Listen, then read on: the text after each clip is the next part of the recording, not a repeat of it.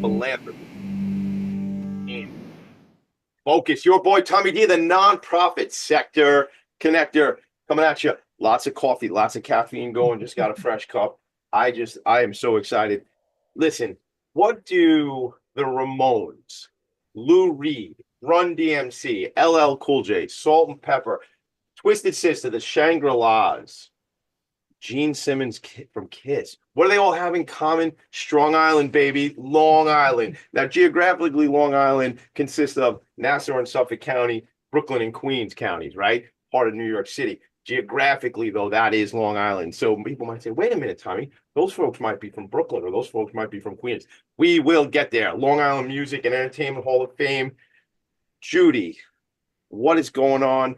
Judi Veeck, my new friend, executive director of the organization. Hello. Hello. What is up? I saw you yesterday. I saw you last night. I know, I tell you. Us Just a few nonprofit people, hours ago. right? We hang around together, man. There's a lot of That's right. things going on. Really, yeah. I mean, some of those names I'm dropping, we're going to get into, but Count Basie, right? I mean, Pat Benatar, my guy, Tony Bennett. I went and saw Tony Sure. Bennett in California at a place called Pala, which is like a casino in between LA and San Diego, somewhere out in space. And I saw Tony Bennett back when, God, like 2005, 2006. So it's just incredible. So, gang, this is not a local show today. It just so happens all of these people hail from Long Island, and they are big, big megastars. And I think Long Island's biggest megastar son, right, is a guy from Oyster Bay, right? Shout out to Billy Joel. I mean, there's a big exhibit at the museum. So we're going to talk about that. That's part of the show. That's what we're going to get into. But what do we do on this show? We do this. I bring on a leader of a nonprofit organization. I help that organization tell their story and amplify their message. Not because I'm such a great storyteller, although I think I am. But that's not the reason. It's because I want to ask curious questions, because I want you all to find out about the organization. Before we get into that, a couple things. First thing is this. They say, like, to that little boy, be careful what you wish for, because you might get everything you want. So let me shout this out to you. After Judi and I do this show today, I'm recording 2 shows of Long Island Changemakers at North Shore TV out here on Long Island, followed by 2 episodes of hashtag ending the stigma together, because we must, capital MUST, normalize the conversation around mental health and mental illness. We must be compassionate. We must show love. So that's 5 shows in one day, Judi. Be careful what you wish for. You just might get it. I'm riled up right now. Talk to me 5:30 this afternoon. We'll see how I'm feeling then. Got to take my sweatshirt off really quick so I could show you all the back of my sweatshirt. So Love it. I cannot hook up and hang out one of my nonprofits and not get some gear. I can't do it. I just can't do it. So the back of the sweatshirt, for those of you watching the video, right there, Long Island rocks. Long Island rocks, baby. And I mean, this organization's been around for 20 some odd years, right? 20 years. Yeah. 20 years. I have the website pulled up because I keep looking at all of these faces on the website of all these people.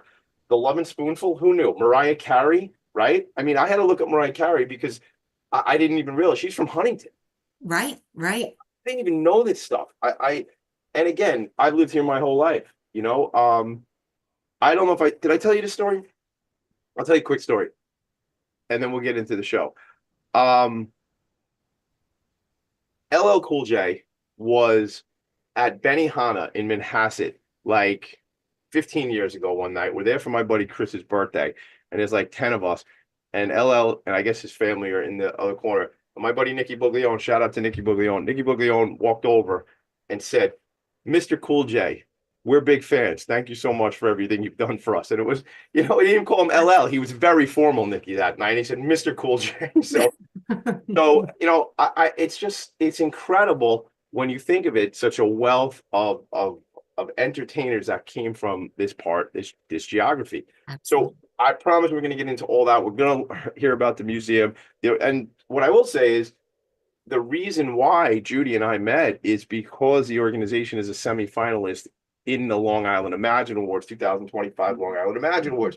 So when you're Tommy D, it all sort of rolls back to the Imagine Awards and things like that. So let's get into this, Judi. I always say I want to know how my guest found their way to the nonprofit sector. I ask that because I'm curious. I ask that because I think it's a great way to tell stories. And I also ask it because people might not realize how many opportunities there are in the nonprofit sector to do work and to have a profession. You know, you don't have to be in development, right? Or you don't have to be in social services. There's so many options and so many ways you can get involved in the nonprofit sector. So for me, it's always curious for me, or I'm always curious. I'm a Sure. very curious man, Judi. There you go. Take us Well, down that path, please. sure. Well, I went to college. My major was communications, so I was heading for the PR world. And my first job was for a chiropractor and kind of in sales. I was the person calling you at 7 o'clock asking if you were in pain and on a scale of 1 to 10. So, and then I actually fell into a job at Brookhaven Hospital, which is now Long Island Community Hospital, in the PR department. Hmm. And I was there for about 10 years doing PR and development. And it was really there that I realized I had a love for the fundraising, for the development, basically because of the connection to people, working with the volunteers, the board members, and then, being a nonprofit, everybody has a beautiful story of why they support that nonprofit. And so I stayed in nonprofit after that. From the hospital, I went to Cornell Cooperative Extension and spent 20 years. So my career over 30 years has been in nonprofit. I love that. I mean, last night we were at the AFPLI event for the Mhm. Association of Fundraising Professionals, Long Island. Again, it's not a hyper local show, gang, but this kid's from Long Island. It is what it is. Sometimes we're just going to be focused on where we're at. You know, I mean, this show goes internationally. I'm sure it goes to other stratospheres. It might go to other universes. So I don't know how all you Martians are listening to me, but hey, hello, I'm Tommy D. Some people think I'm an alien, to be honest with you, Judy. Sometimes I'm not sure. So, so it's interesting because we're hanging out with a bunch of fundraisers last night, and we saw some friends of ours getting awards and getting recognition Yes. from AFPLI for the great work they're doing. And I just made a post on LinkedIn earlier today because the gang from Jovia had invited us. You know, we were sitting at the same table together, Jody Financial Credit Union, and Yes. they good friends, Ray Schwetz, Joe Prinzo, and Peter Pecora had invited us out. And actually, Ray Schwetz is coming on Long Island Changemakers this afternoon. So all worlds just kind of Oh, collide in my, yes. so it never stops. Um, PR and fundraising, right? Development. We talked a lot about development. You know, Catherine Fritz was here last week from Long Island Cares, and development is sales. Development is relationship building, right? Development is connections and storytelling. Yes. So from Brookhaven Hospital, the Cornell Extension, we're going to get into all that. Tell me what that looks like from your lens, like through your lens. Like plenty of people who might say, "Oh, but I'm not a fundraiser." Well, can you tell stories? Can you engage people? Yeah, you're so right. It's storytelling, and I really think most importantly, it's relationship building because you think of who you support and there's a trust. You support, it's peer to peer. It's knowing somebody, knowing that your time, your resources are going someplace that you trust, that going for good. We all want our activities, whether it's money or our time, to go to something good. And building those relationships is just key to that. And that's why fundraising is more than just the numbers and doing the event. It's having those relationships and it's being interested. It's being interested in why a volunteer is choosing your organization to spend their time or to give their money. There's a story behind that. Yeah. You know, listen, gang, at the end of the day, you got average 85, 90 years on on this planet, right? I mean, I've been tempting fate because I say I still got 50 years left, which I've been saying for 4 years. So I guess I just keep getting healthier and healthier and healthier every single day. But the reality of it is you have this limited amount of time. And I've seen some of these memes where like this this guy draws these circles for every month in your lifetime and like shows like how limited our life really is. And I bring that up just to speak about a term I learned in college which is like really, to be honest, not to be self-deprecating, but it's like one of the only things that really stuck with me from studying finance in college. was opportunity cost. And opportunity cost as far as I have $10,000 to invest. And if I invest it over here, what is the cost of all the other opportunities that I'm giving up on? I like to view opportunity cost from a perspective of my and our number one and limited resource that is moving like this, literally second by second, our time and our focus, and where do we put that? So when you talk about trust and relationships, I think about being intentional and saying, like, what are they interested in is so critical to what you say. So from the perspective of like engaging with board members, engaging with donors, why are you involved with this? Like there was these two women last night, right? Not why are you, Judi, but why are you involved? There was these two women who told this story about a family foundation. They were one of the award recipients, and I apologize, I don't have the name, but I can get it. They talked about their grandparents, Yes. built this foundation and wanted to build this legacy. And their mom, I believe it was their mom, they lost their mom to cancer, right? Mm-hmm. And these were, relatively speaking, young women. I think they lost their mom like 25 years ago, if I remember the math, maybe more than that. There's a commitment, there's a reason, there's heart in these things. So talk about some of that if you could. It's funny you mentioned them because one of the young ladies said such a powerful quote. She said, if you can give, you should.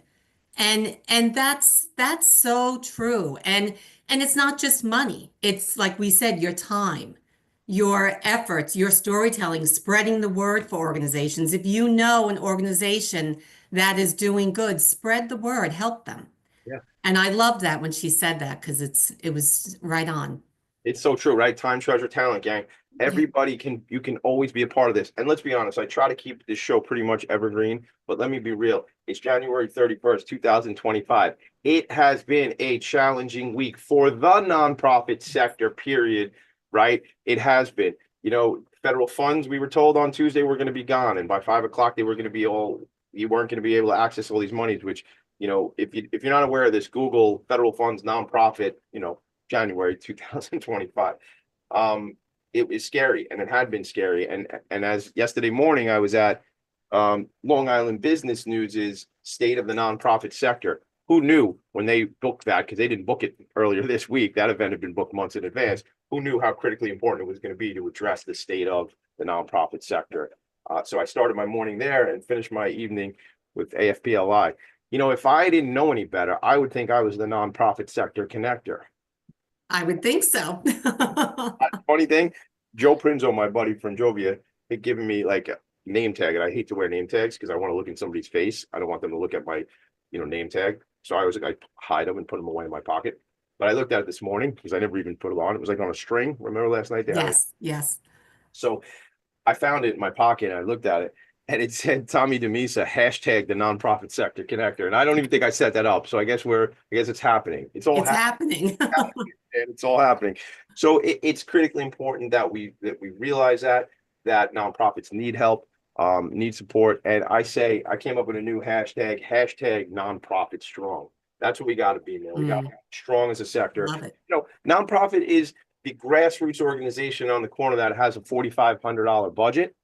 And it is the health system that has I don't know how many $billion budget, right? That's the sector. It's very disparate, very different opportunities there. However, all doing important work, and that's what we do to feature them on the show. So, Judi, I want to go back. We're going to take a break in a second here. When we come back, I want to get into kind of your journey a little bit. Tell me, so you start. Let's talk a little bit about the work you did at the hospital. Let's talk about Cornell and what that was all about. And as we promised, we're going to be talking about, actually, the funny story too, is I was talking to somebody like the day I was coming out or the day before I was coming out to see you. And I just looked down at your website, which I'll share in a second, everybody, which is Long Island Music Hall of Fame.org. Debbie Gibson, my first ever concert, Radio City Music Hall, 1985, I believe it was, but because I've Googled this before, I was born in 78. I was like 6 or 7 years old. My uncle Buddy got 4 tickets, like randomly, from my 2 cousins, my cousin Mickey, my cousin Vinny, and I. We went to see Debbie Gibson. She is from Long Island. Yes. So I was joking around with a friend of mine who was coming on another project we're working on. And I was like, oh my God, Debbie Gibson. She goes, you were probably a big Debbie Gibson fan, Tommy. And I was like, you have no idea. That was the first concert I ever went to. So shout out to Debbie Gibson. If you hear me, Debbie Gibson. And shout out to Paula Abdul too, because that was what I listened to when I was a kid. So. All right, we'll take a quick break. We come back. We're going to hear more of your story. How's that sound? Sounds good. Are you a conscious co-creator? Are you on a quest to raise your vibration and your consciousness? I'm Sam Leibowitz, your conscious consultant, and on my show, The Conscious Consultant Hour, Awakening Humanity, we will touch upon all these topics and more. Listen live at our new time on Thursdays at 12 noon Eastern Time. That's The Conscious Consultant Hour, Awakening Humanity, Thursdays 12 noon on talkradio.nyc. Are you a high-achieving, growth-oriented leader? Are you interested in developing your authentic leadership while creating a healthy, inclusive workplace? Hi, I'm Dr. Mira Brancu, host of The Hard Skills on talkradio.nyc at 5 p.m. Eastern on Tuesdays, where we discuss how leaders develop the hard skills needed to make a greater impact. We interview experts, have live coaching, and tackle these challenges. Listen to The Hard Skills on Tuesday at 5 p.m. Eastern on talkradio.nyc.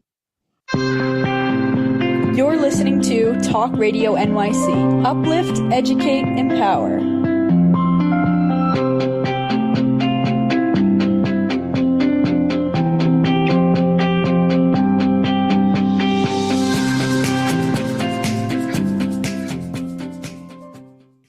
Nonprofits need connections to move in good directions.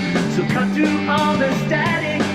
Join Tommy in his attic.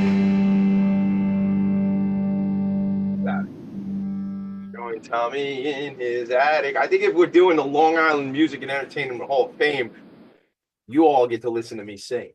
So let's just sing a song today. All right, I'll stop. I'm not going to get inducted into this particular Hall of Fame, but I am sharing the website right now showing all the inductees. I mean, this goes back,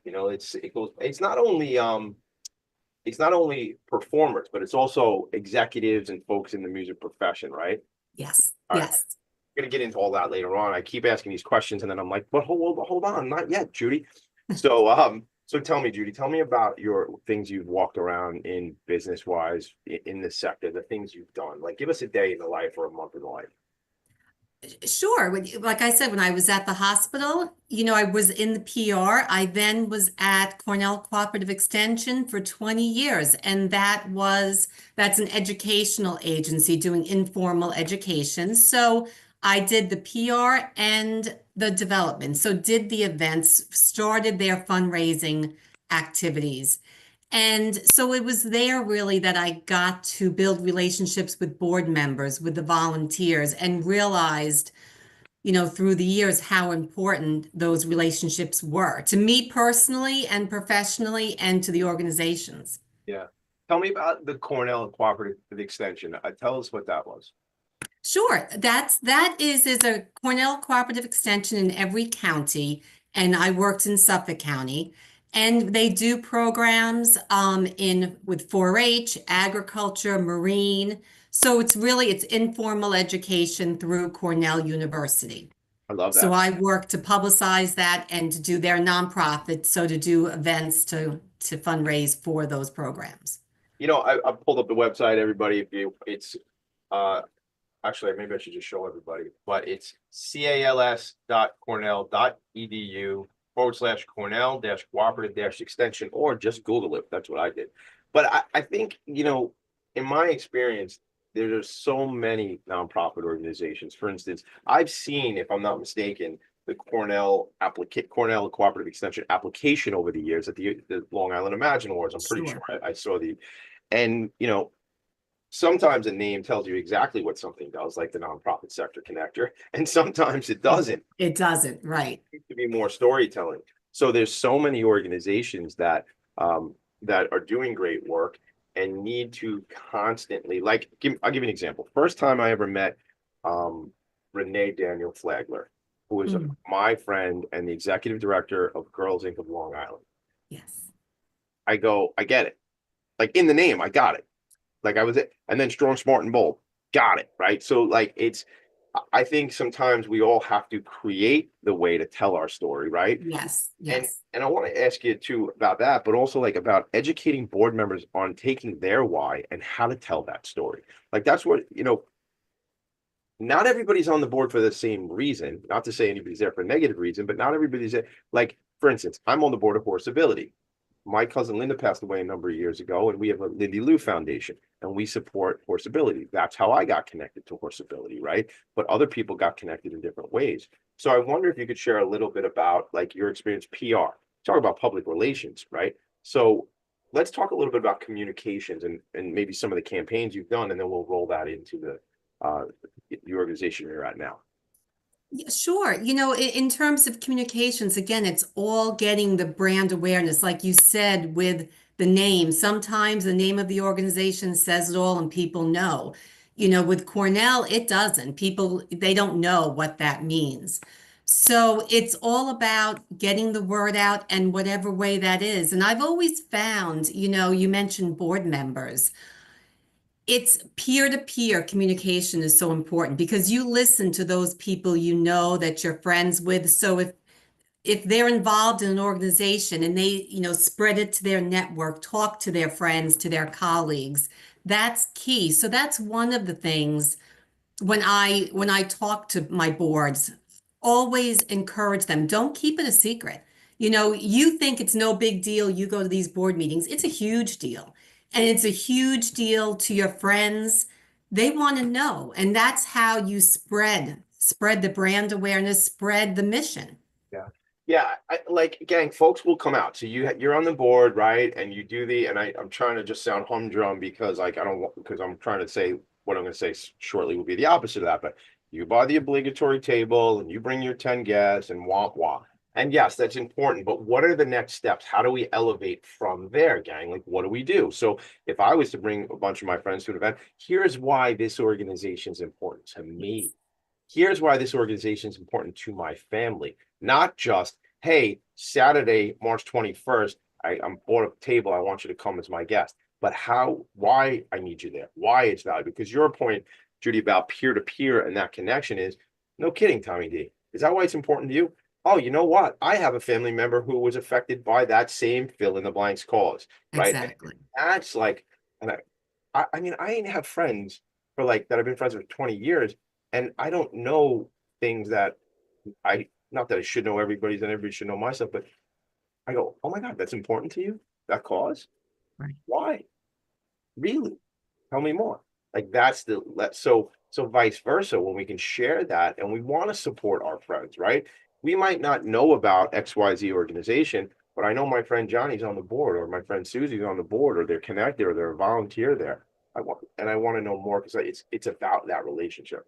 Exactly. And like you said, you never know. You don't know people's backgrounds. So when you start sharing, it may hit a note with someone and then they have the same experience. Yeah, absolutely.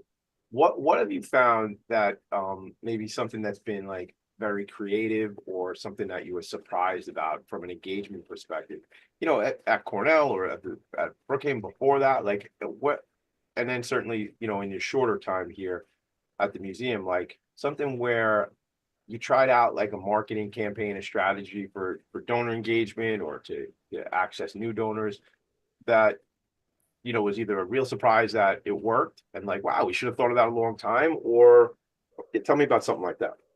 Yeah, well, we've in the past we've had board members and other volunteers bring people to their homes in small groups. And it's an intimate setting, but that I was surprised. It just really going back to your storytelling, it opens people up because there's no intimidation. It's a small group of 10 friends. And I think that worked in getting people involved in the organization at the time because people got to share and they felt comfortable. Sure. Instead of having an event with 200 people, we had smaller, intimate events with 10 people in someone's living room. And it paid off in many ways. Yeah, and I do know organizations do things like that, but I'm at least in my experience, or maybe nobody invites me to those events. Maybe that's what I don't know much about. But either in my experience, everybody's like, we got to do the gala, got to do the gala, got to do the event, got to do the event, right? So I want to get your feedback on that because yeah, we all do these events, and like, do we gotta do the event? Like, do we really, or should we be analyzing the effectiveness of that golf outing or that Yeah. gala?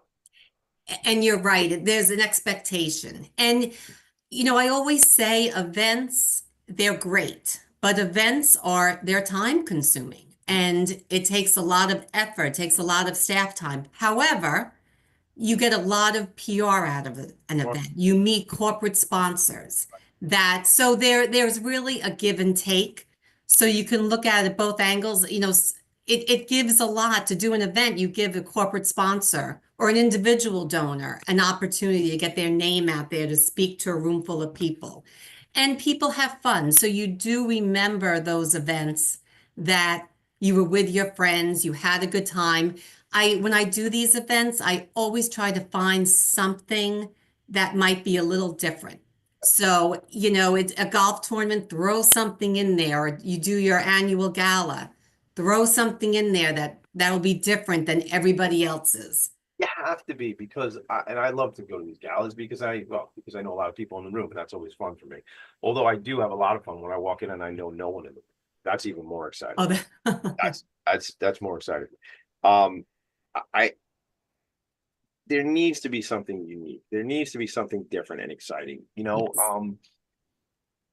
Because I was just talking to a friend of mine this morning who runs an organization, and I was like, these events got to be fun. There has to be something different, because I I personally cannot sit and listen for an hour and a half of speeches and stuff like that. Can't do it. Not because I have ADHD, because I'm bored. Because engage me, and I don't think I'm unique in that regard. I think we Yeah, no, yeah, I think a lot of people are on that same page. challenge me, man. Get me Yes, excited, not like droning on. Um, right.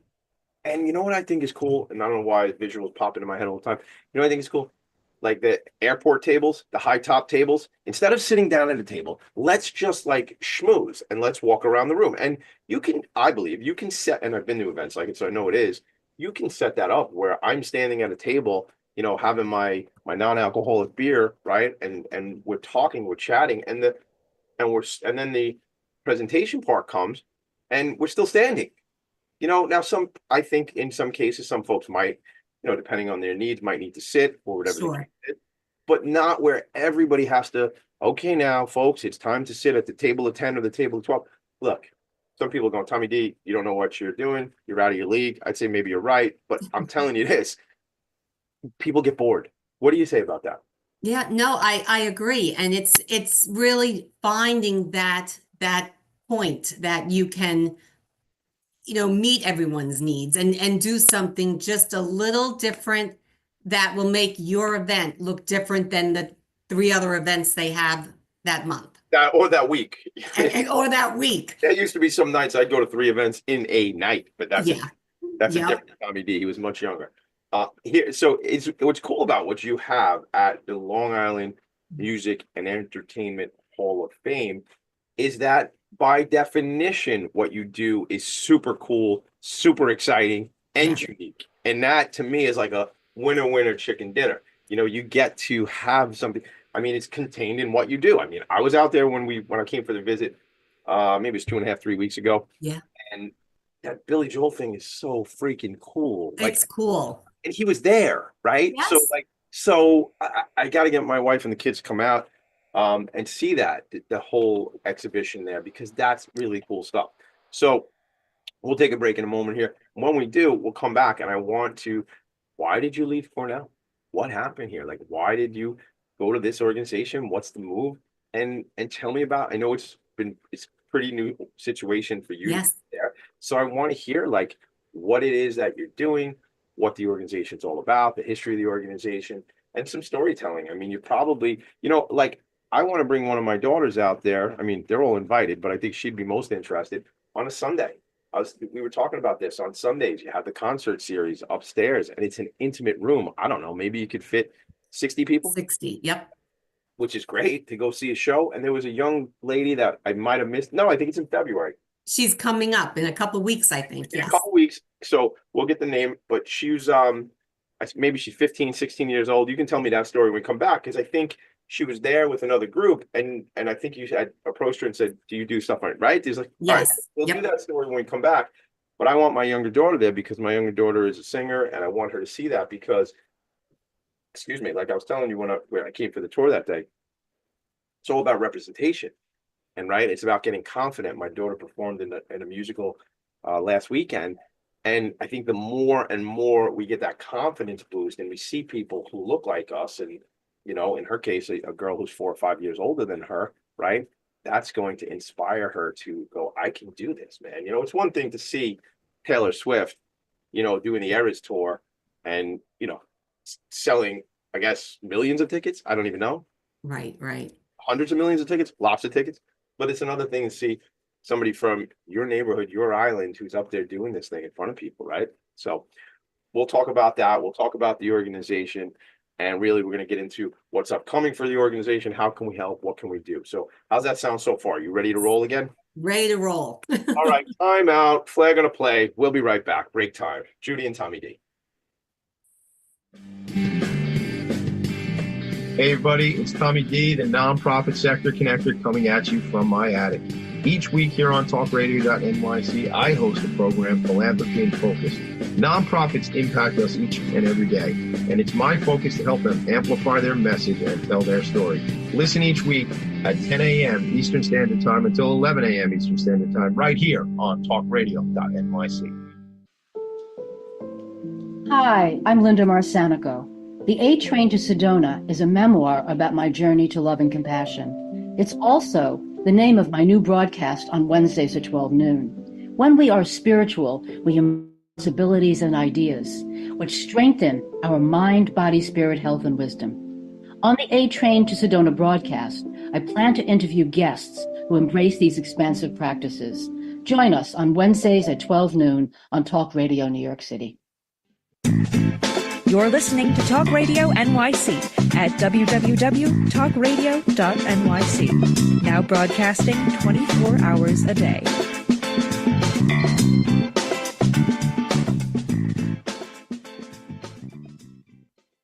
Nonprofits need connections to move in good directions. So cut through all the static. Join Tommy in his attic. That is right. That's like a command. Cut through the static, join Tommy in his attic. That's like what you all are supposed to do. It's funny, that's my friend Brendan Levy, who's originally from Astoria, Queens. He's the singer from a band called The Goods, was what they used to be called back in the day when they were young men, and now they call themselves Damaged Goods. And they play a lot on Long Island, but Brendan and I wrote that song together. So we're sharing the website again, gang. It's limusichollofFame.org, limusichollofFame.org, as in Long Island Music Hall of Fame, and Music and Entertainment Hall of Fame, but they left off the entertainment part in the web address. Billy Joel, My Life, A Piano Man's Journey. So that's what's going on out there at the Music Hall of Fame right now. There was a really cool bust of LL Cool J. I don't know if it's on the website, but I took a picture with that. I had a show up that I was making a visit out to the museum. So, Judi, let's get into it. Executive Director of the organization. How did this even happen? How did you end up at the Long Island Music and Entertainment Hall of Fame? Okay, well, I heard of an opportunity there, and I was really intrigued, having been in the education area of the nonprofits for over 20 years, to be a part of the arts sector was intriguing to me. So and then I spoke with them. That's what really got me interested. And then when I heard their mission, I just feel so strongly, and when we spoke there about music and the arts, and particularly music, how that can really impact people. And so this is like an opportunity. It's fun, and who doesn't want to have fun? And it's just a way of spreading the word. They've been there 20 years, but in this building only a few years. And it's so many volunteers that are so dedicated. So we're building the Hall of Fame, building the organization, and the opportunity to tell people about music from Long Island, all the fabulous artists, but then the impact music has on people, on people's mental health, on children, how it some children learn so much better if you incorporate music. And I just think that's an important message to get out there. Yeah. And I'm looking for the write-up I did for the Long Island Imagine Award because it's been a few weeks since we met, and there were some of the things that I wanted to pull out of that write-up. So I'm going to try and get it while working together here. But like it's like a working show. We do work while we do the show. This is how it happens. Freestyle, man. One of the things, and we'll get into the partnership with Catholic Health, right? Catholic Health, PSEG, Long Island, yes. We're going to get into all that. But something you said to me, and I was trying to get to the quote, it's just about like how music brings us together. And, the Yes. arts certainly bring us together, but specifically music brings us together. And It does. The Please. intergenerational aspect is something that I noticed when I was, first was going to the museum and I realized, this is the Hall of Fame is someplace a grandparent can bring their child and they can both have a blast because there's something for everybody. And there's not that many opportunities where the age, difference really isn't a difference there because there's something for everyone. And I thought that's nice when you see that. Yeah. Yeah. I mean, listen, not to just focus on Billy Joel. However, his music is basically timeless. I mean, Yeah. my kids who range from 15 down to 9, and my wife and I who are in our, I hate to say late 40s. I mean, I'm 47, so like, is that late-ish? I mean, late-ish. Latest. And certainly, people of older years, and I'm sure there's probably some 5-year-old who digs listening to Billy Joel and stuff like that. I mean, and then you think of other groups like the Beatles and groups that are just timeless. Now the Beatles are from Liverpool, gang. It's not a Long Island accent. Just that's all. Right.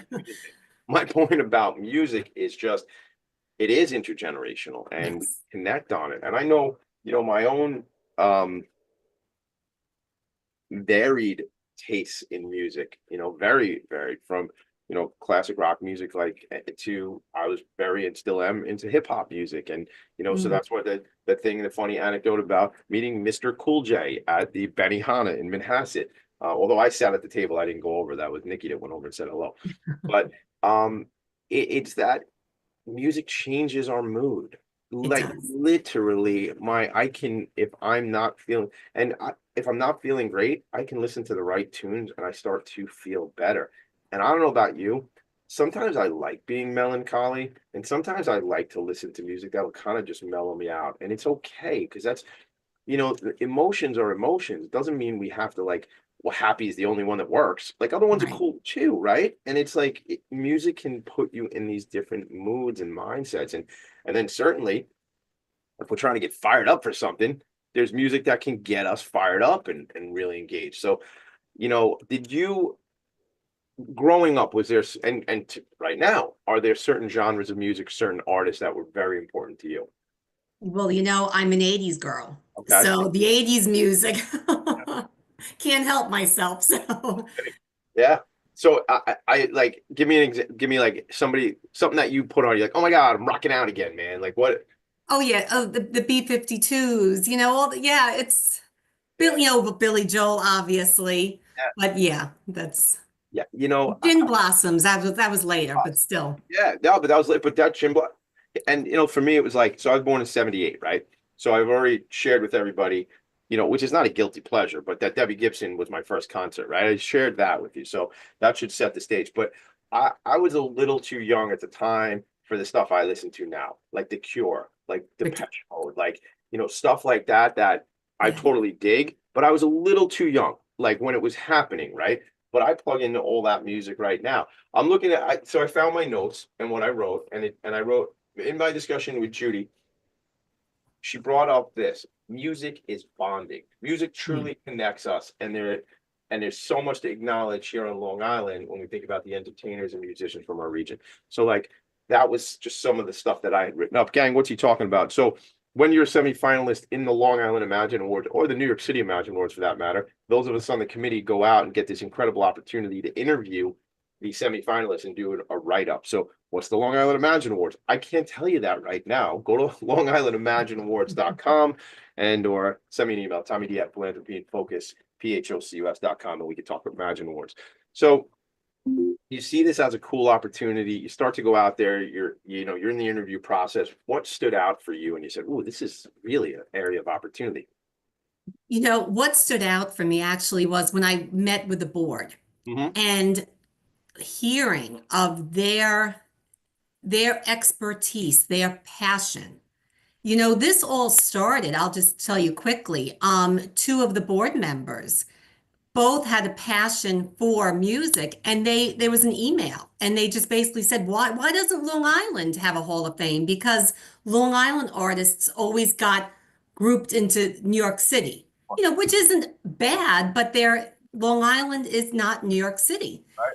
And it all started just so informally, and where it is now, they never would have imagined.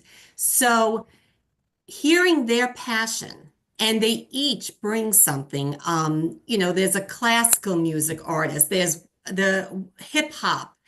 It's just amazing. And their contacts, it's amazing. So when you listen to that enthusiasm, you can't help but get excited and realize there is something here. This is a fun place. This is worth it.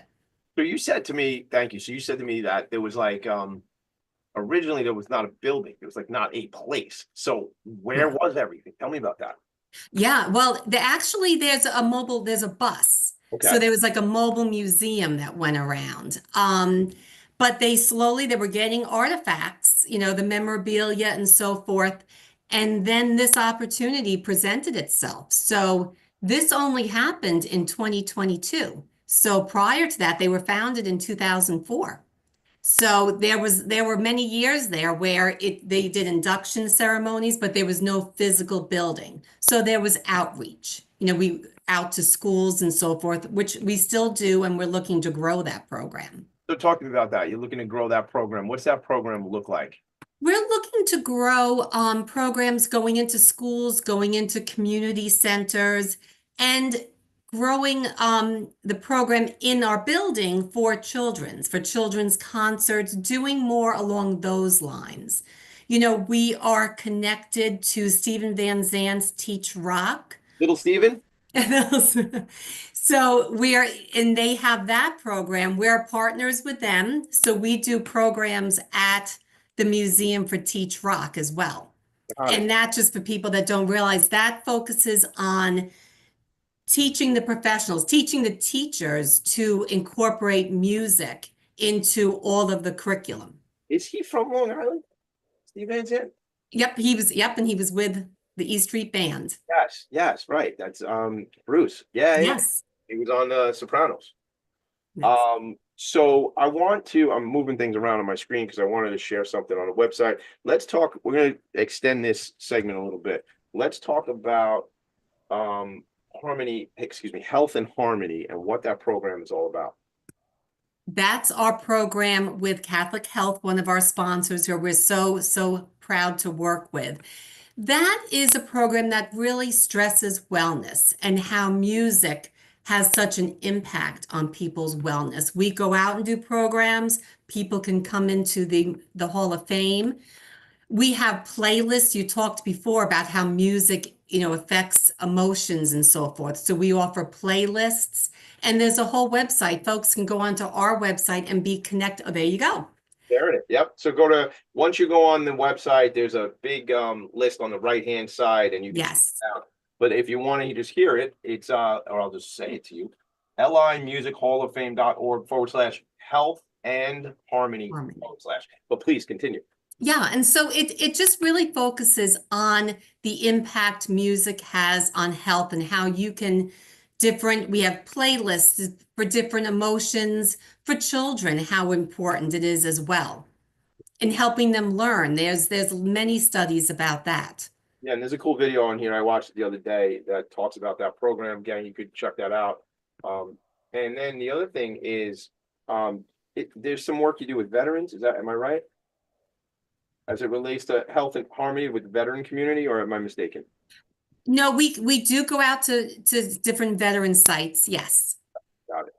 I want to talk more about what's upcoming for the organization. What do you need? Are there certain relationships? And as you talk about schools, how do the schools get plugged in a little bit more? Like, who do they reach out to? Is that you that they would reach out to? Is it somebody else on the team? Like, if I They, wanted you to come out, if I wanted either my kids, my North Shore schools to come out to you all, or vice versa, have the team come out to us.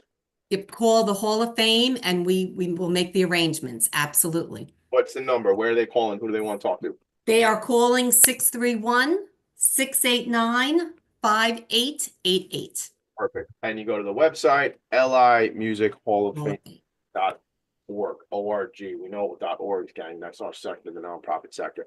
All right, we come back. Here's what I want to do. I want you to tell me anything else you need us to know about the organization. And always, I want to know is, what do you need? What does the organization need? Who do you want to plug in with? Are there certain companies you want to shout out for the work you've done together? Certainly Catholic Health for what they're doing with you.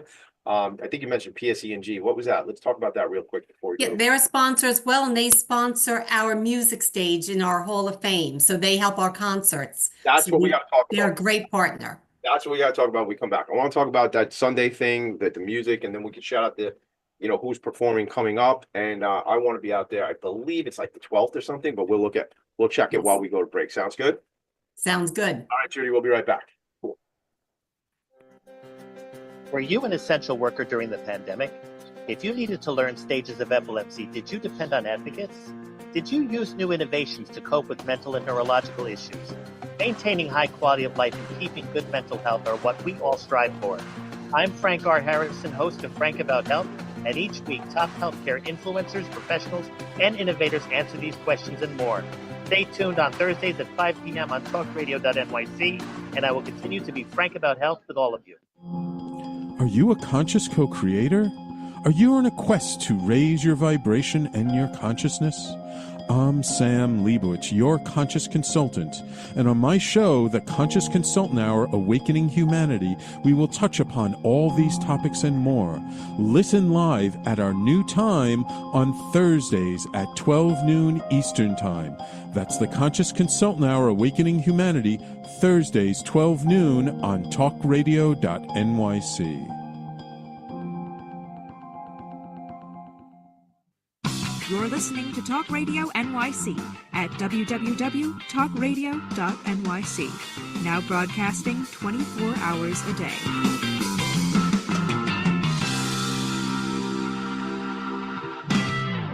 Nonprofits need connections to move in good directions. So cut through all the static. Join Tommy in his attic.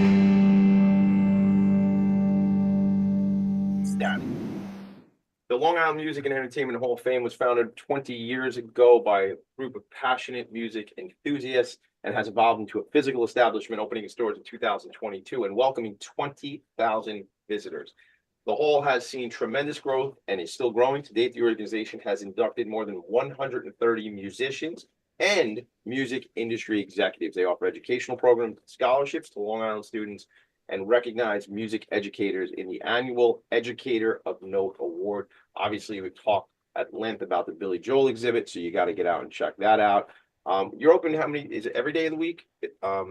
Closed Monday and Tuesday. Both Monday and Tuesday. All right. And I just have to give a shout out because you mentioned the Educator of Note, and we're actually having a ceremony tomorrow for a Rocky Point teacher, Craig Knapp. So we're proud of that. Shout out Craig Knapp. Congratulations. I'm Tommy D. Hi, Craig. Catholic Health, PSE&G, and then the Claire Friedlander Foundation, Country Carpet, the Diodario Foundation, Hogling Group, etc. There's a bunch more on the website. If you go to sponsors, you can check out those groups. So that's important because it's all about that connection between the for-profit and nonprofit. Let's talk about what goes on Sundays, the concert series. Let's talk about that. Yeah, every Sunday we have a concert at 3 p.m. and it can be an established band, an established individual, or up and coming. And you mentioned about your daughter, and that's actually a Cameron Quinlan, and she's I think 17. So it's just it's great for young artists it's a place for them to come out and people just on a Sunday afternoon to listen. I love that. And I'm trying to pull up on the website. So I got the concert calendar. So you have actually, let's see, February 1st. Is that actually February 1st is tomorrow? That's the event. And that's our educator of note. Right, that's Craig Knapp. Yes. And Craig, let's just go down. When would Sunday be? The 2nd? Tribute to Queen. This is actually the whole this is not just your stuff. You have a Long Island concert calendar, not just stuff that you have. So you're talking. Yeah, ours is on maybe another page. Yeah, I'll find out. But you see, like, you're showing stuff at the Paramount, the Patchogue Theater, the Tillis Center. That's really cool because you're a hub for what's going on Long Island in the music world. So that's really important stuff. I'll find that, and what's the young lady's name? Cameron Quinlan. Cameron Quinlan. Cameron Quinlan, we're going to come out and see you, my daughter and I, because I'm excited to just, as I say, have her. I don't think, aside from like neighborhood stuff, I haven't taken my kids to a concert yet. They haven't been to a concert. Yeah, So- they want to see Taylor Swift. Obviously, they want to see, like, I think SZA. I think my other daughter wants to see SZA. I've been to many concerts, and I'm just not sure. There's a lot that goes on at a concert, and so a concert in your place, I think, is where we start. I think that's a good start. It's a good entryway into seeing some live stuff for sure. But I want to throw out there while we're talking about this, we're doing our first film festival this year. So that's something exciting in August. I think it's 8th through the 10th. Yep. And it's a documentary film festival. So it's our inaugural, our first time doing this. So. And do the documentaries, are they going to be connected to music? Is that music documentaries? Yes. Oh my God. Yeah. So it's our first time, so it'll be interesting to see how that rolls. So we're excited to offer that. Call for entries, deadline May 1st on Film Freeway. This is all on the website, gang. When you talk about the organization, you and the founders and the board, do you call it LIMEHOF? Because that's the acronym, because that's where I'm seeing it, and it even says LIMEHOF Music Documentary Film Festival. Is it kind of nicknamed LIMEHOF? Do you guys say that or no? I think, yes, that's the nickname. I haven't, because I'm the newbie, I still call it the Hall of Fame. So when I come back on in a few years, maybe I'll be saying it. I love it. I'll have a good. Don't threaten me with a good time saying you're coming back on the show. You know I'm going to do 5,000 episodes of this here program. So I was talking to somebody yesterday, actually, our friend Vanessa Beard Streeter, who's at the Health and Welfare Council of Long Island. I was like, look, man, we got to get you on the show. She goes, I know, Tommy D, I know. And I said, I know you're busy. I said, I'm going to hit 200 episodes next month. So somewhere between 200 and 5,000. You just got to find an hour of your day to one time. There you go. So you got a long time to figure that out, but I'd love to have you back. And I love, for me, it's like, like seeing you last night, seeing our other friends last night in the nonprofit sector. It's critically important that we support each other for these events and things like that. So look, do I like the fact that I get hugs everywhere I go? Of course I do. So that's so I like to have more and more friends. So there you go. That's important. But it's all for a great cause for all these important organizations. Arts and culture is critically important for us as a society. And we sometimes I'll give you an example. From my understanding of the Long Island Imagine Awards, for years, in the beginning of the Imagine Awards, there was not an arts and culture category. There was, and the arts and culture organizations, when they were in the same categories as other organizations, had a difficult time because when you're solving food insecurity and solving homelessness and dealing with people's health, sometimes these organizations, got moved to the side. But that's why with the Imagine Awards, I think it's important that the arts and culture category is so important, because you and I know this in our schools, in certain communities, there's less money for these types of resources, less money for these programs, right? Yes. Yeah. And so that's why it's so important. We're looking to sponsors, to individuals, to come and see and enjoy. And if they're able to give and to support, because I would love, I have a passion to get stuff out to communities that don't have the opportunity. Underrepresented schools, underrepresented communities. I want to grow the Hall of Fame so we can offer programs to a school district that may not be able to come otherwise. So for individuals, companies that want to help us support that, I welcome you to come and we'll chat and get some exciting stuff going. Here's what we're going to do. You and I sort of threatened each other. We were going to get together and do this, and I think we should do it. is have some sort of networking. I don't know what this word, I'm not even sure I know what this word means. I'll Google it, but soiree, where we have a little bit of folks come through. And and again, I'm sure Yeah. I'm sure I'm not blazing any trails. I'm sure you guys have utilized the space that way before. But However, it's great. right? But you haven't had Tommy D part of it. So I would love to bring people in my world. I'd love to, I told you this when we met in person, love to bring the Nonprofit Resource Hub through. Gang, if you don't know Nonprofit Resource Hub, go to nonprofitresourcehub.org. And would love to do maybe, a networking event. In fact, February 10th. Let's do it. Definitely. February 10th, we're doing something at the Long Island Children's Museum. Nyrekia White mentioned that to me last night at the event. And it'd be really cool to do something out by you guys because it's fun. Yes. Cool place. Yeah. It's our hometown, Strong Island, baby. What do we leave them with? Any final words you have? Just I welcome people to come out and visit us and check us out and come see the Billy Joel Museum, the Billy Joel exhibit. It is there at this point till the end of March. So come on over and come check it out. What are you waiting for, gang? Let's go. Let's go. Let's go, Uptown Girl. Let's go, man. All right, check it out. This show is Philanthropy in Focus. I am the Nonprofit Sector Connector. Judi, thank you for being here. Judi Veeck. You got it. Out there, I did it very slowly and intentionally. This is your boy Tommy D. I'm signing out. I gotta go do 4 more shows this. Don't got to. I get to go do 4 more shows this afternoon. I'm fired up. I appreciate you all tuning in. If you need me, Tommy D at philanthropyandfocus.com, or hit me up on the Instagram, TommyD.NYC, the Nonprofit Sector Connector, or Ending the Stigma Together on Instagram. This has been another In Focus production. Thanks, folks. Make it a great day. Bye now. Nonprofits need connections to move in good directions.